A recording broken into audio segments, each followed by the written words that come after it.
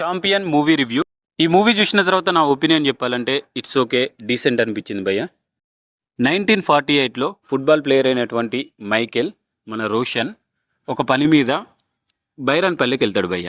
ఆ బైరాన్పల్లికి వెళ్ళిన తర్వాత అక్కడ వచ్చే కాన్సిక్వెన్సెస్, అదే టైంలో వాళ్ళు రజాకార్ల మీద తిరుగుబాటు చేస్తూ ఉంటారు. ఆ తిరుగుబాటులో ఇతను పార్టిసిపేట్ చేశాడా, చేసిన తర్వాత ఈయన ఫుట్బాల్ కెరియర్ ఏమైపోయింది and what are the consequences in the war అనేది ఈ మూవీ స్టోరీ. మనకి ఈ మూవీ తోటి ప్రాబ్లం ఏంటి అంటే బ్రదర్, సెకండ్ హాఫ్ మనకి ఇంటర్వెల్ బ్లాక్లో ఒక బ్యాంగ్ వస్తుంది. ఆ బ్యాంగ్ తర్వాత సెకండ్ హాఫ్ మీద బాగా ఎక్స్పెక్టేషన్స్ పెట్టుకుంటాం.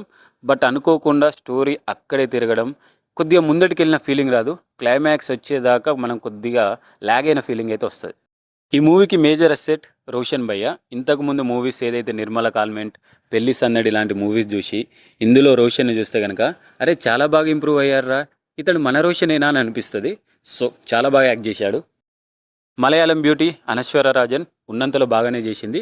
కొన్ని క్యూట్ ఎక్స్ప్రెషన్స్ అయితే చాలా బాగున్నాయి. ఎస్పెషల్లీ ఐస్ అయితే చాలా బాగున్నాయి బ్రదర్. డైరెక్షన్ విషయానికి వస్తే ప్రదీప్ అద్వైతం, ఆయన తీసుకున్న స్టోరీ బాగానే ఉంది బ్రదర్. అండ్ పీరియాడిక్ డ్రామా కూడా బాగానే ఉంది, కానీ ఇది డీల్ చేయడంలో మాత్రం ఆయన తడబడ్డాడు. ఎస్పెషల్లీ సెకండ్ హాఫ్ స్టార్టింగ్లో వచ్చే పోర్షన్స్లో అయితే సినిమా బాగా డల్ అయిపోతుంది. ఎమోషనల్ కనెక్ట్ కూడా మిస్ అవుతాం. కొన్ని పోర్షన్స్ ఆయన చూసుకుని ఉంటే మంచి బ్లాక్ బస్టర్ అయ్యేది మూవీ.